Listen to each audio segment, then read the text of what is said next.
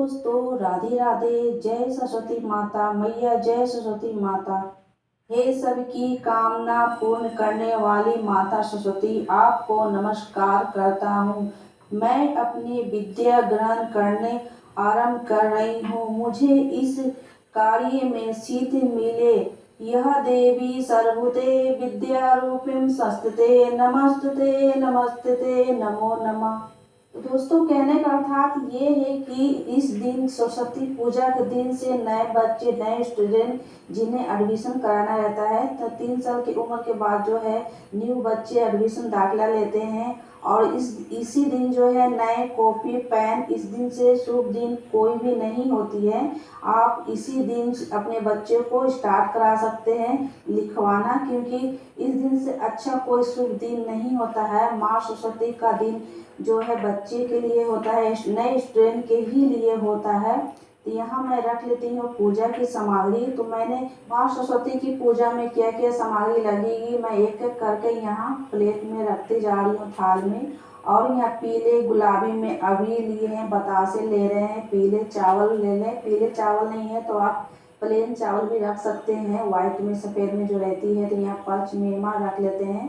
Dry fruit की पंचमेवा आपको बनानी है, क्योंकि माँ सरस्वती की पूजा आप कर रहे हैं तो ड्राई फ्रूट की पंचमेवा जो है हर पूजा में लगती है। तो यहाँ मैंने लिए हैं पीले चंदन रहती है वो ले लिए हैं, और यहाँ लिए हैं सफ़ेद चंदन, पीले चंदन। केसर को मैंने अच्छे से गीले कर लिए हैं, क्योंकि तिलक केसर के भी लगते हैं इस दिन। और यहाँ लिए हैं पंचमेवा की प्रसाद, माचिस रख लिए हैं, धूप, लौंग, इलायची सब कुछ हो गया है, हल्दी पाउडर हो गया है। नेक्स्ट में चलते हैं कि फल में क्या लगाना है आपको। फल में शकरकंदी आती है वो रखना है आपको। बैर रखनी है, क्योंकि माँ सरस्वती के दिन जो है पूजा में बैर और शकरकंद की काफ़ी महत्वपूर्ण होती है। इसी का भोग लगता है माता सरस्वती की। इस दिन आप चाहें तो हवन भी कर सकते हैं पूजा होने के बाद। यहाँ हवन की सामग्री पूजा दुकान में मिल जाती है, इस तरह की मिक्सिंग मिल जाती है। और पान के पत्ते मेरे यहाँ ऐसे ही मिली है, थोड़ी सी हरी नहीं है मगर पान के पत्ते हैं। यहाँ बनाए हैं चना अमृत, यहाँ पंचामृत बनाते हैं जैसे कि पूजा में भोग लगती है। और कपूर ले लिए हैं, और इस तरह के हवन की सामग्री हुमाल रखनी है। पूजा होने के बाद आपको हवन करनी है। यहाँ पान के पत्ते हैं, और नारियल पर मैंने पीले वस्त्र लपेट लिए हैं, मौली भी लपेट लिए हैं। सिर्फ एक एक करके आपको दिखाते हैं। यहाँ देखिए मैंने ली है नारियल, उस पर पीले वस्त्र आपको लपेटनी है, मौली लपेट लेनी है कलश पर रखने के लिए। तो इस दिन जो है पीले की मिठाई के भोग लगते हैं, सफ़ेद का भी लगते हैं। सफ़ेद पीले का सबसे ज़्यादा महत्वपूर्ण होता है। इस तरह के शकरकंद और बैर की भी प्रसाद लगती है वो फल में। आप चाहे तो बढ़ा भी सकते हैं, अमरूद केले बढ़ा सकते हैं। तो यहाँ लिए हैं पीले पुष्प लिए हैं, क्योंकि माता सरस्वती को सफ़ेद पुष्प जरूरी होता है अर्पित करना। और आगे भी है माता के लिए आप श्रृंगार ले सकते हैं, वस्त्र ले सकते हैं, चुन्नी ले सकते हैं।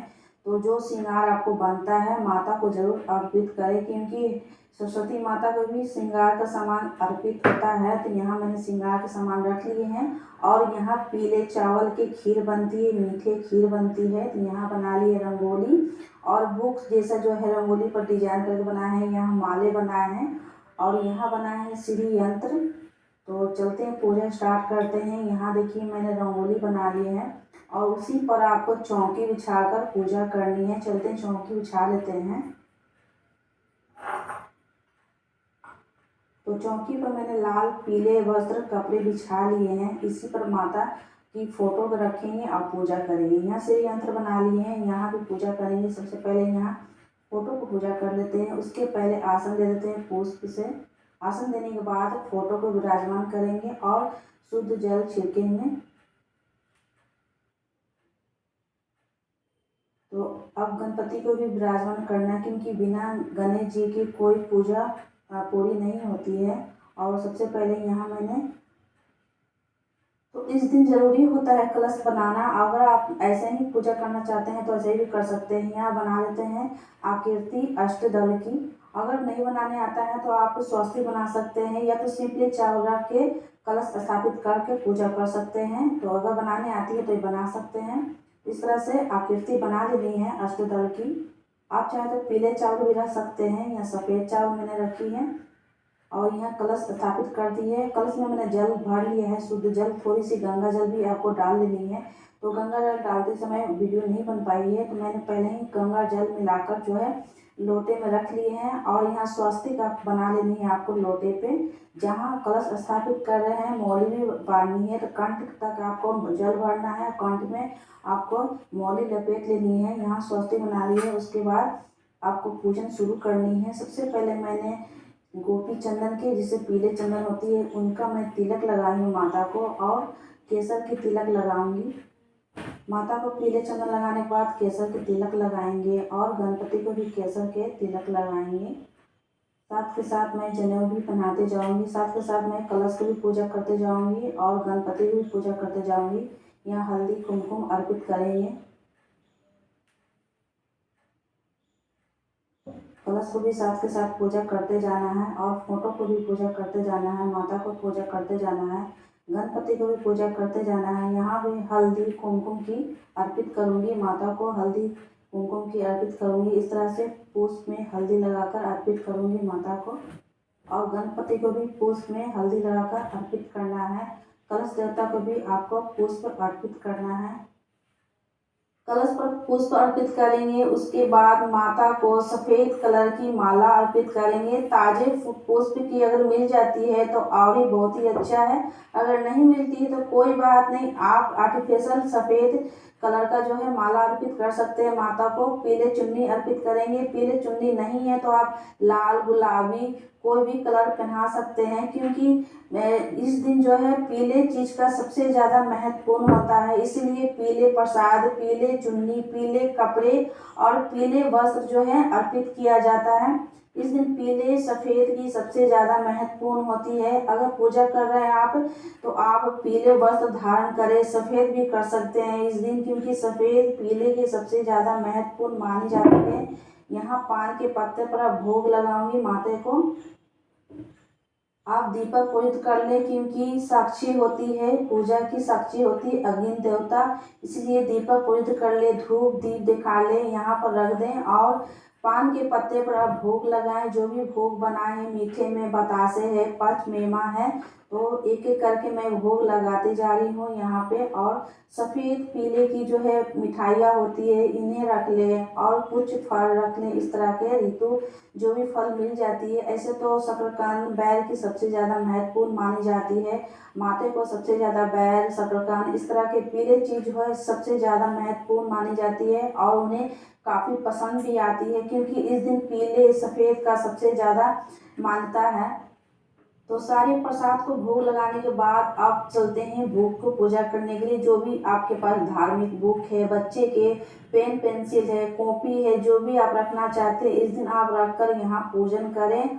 और इसी पेन पेंसिल को आप एग्ज़ाम में लिया जाता है, तो इसलिए जो है इस दिन सबसे ज़्यादा मानता है कि पेन कॉपी, जो भी धार्मिक चीज़ है, जो भी संगीत से जुड़े हुए हैं, वो सब चीज़ यहाँ पर रखकर पूजा कर सकते हैं। मैंने जो भी मेरे पास जो भी धार्मिक किताब है, मैं वहाँ रखकर पूजा कर रही हूँ। यहाँ देख रही चना अमृत से भी भोग लगा रही हूँ। तो इस दिन जो है चना अमृत जो है रखी जाती है, और इस दिन सबसे खास मानी जाती है, क्योंकि मेन प्रसाद आपका ये है, चना अमृत ही रहता है इस तरह से। और कुछ श्रृंगार के सामान आज माता को श्रृंगार अर्पित करें इस दिन। उसके बाद मैं श्री यंत्र जहाँ बनाए हैं वहाँ पूजन कर लेते हैं। जल छिड़कने के बाद कुछ पुष्प अक्षर इस तरह से आपको पूजन कर लेनी है। धूप दीप दिखा देनी है यहाँ पर भी।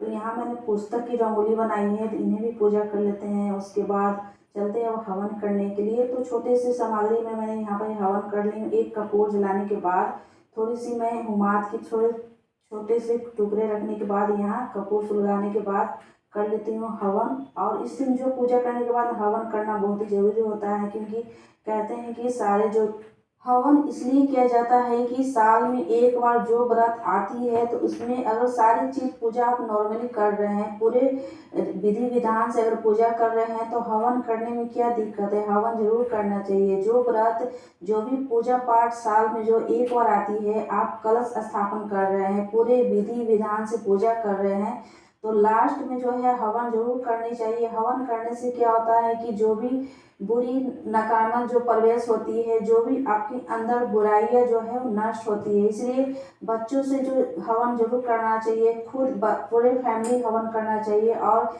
जितने भी घर के सदस्य सब मिलकर हवन करनी चाहिए। और खासकर जो सरस्वती माता की आप पूजा कर रहे हैं, साल में एक बार आती है और वसंत ऋतु की मौसम चेंज होती है, इसलिए जो है हवन जरूर करना चाहिए। ऐसे तो हर पूर्णिमा अमावस्या के दिन जो है हवन किया जाता है।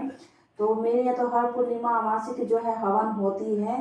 तो मैं नहीं भी करूँ तो कोई बात नहीं है, पर फिर भी मैं पूजा में करके आपको बता रही हूँ कि इस तरह से हवन जरूर करना चाहिए। जो बच्चे को पढ़ाई लिखाई में दिक्कत आती है, परेशानी आती है, हवन करने से, जिस दिन सरस्वती माता की आप पूजा कर रहे हैं, हवन करने से सारी बुराई जो है नष्ट हो जाती है। तो यहाँ पूजा करने के बाद मैं आचमन कर रही हूँ, क्योंकि पूजा के अंत में जो है आचमन जरूर उतारनी चाहिए, नज़र उतारनी जाती है आचमन करके। इसलिए पूजा जो है पूरी संपन्न हुई मेरी आज। तो आप इस दिन सरस्वती माता की माला जप कर सकते हैं। ओम ऐं ह्रीं क्लीं महासरस्वती देव्यै नमः, ये मंत्र को आप 108 बार जाप कर सकते हैं। तो फ्रेंड्स, मेरी ये पूजा पाठ, सरस्वती माता की पूजा पाठ कैसी आपको लगी? अगर अच्छी लगी तो चैनल को लाइक, सब्सक्राइब एंड शेयर भी करना अपने फैमिली दोस्तों में, फैमिलियों में। मिलते हैं नेक्स्ट वीडियो में। जय सरस्वती माता। सबको आप अपना ज्ञान दे, बुद्धि दे।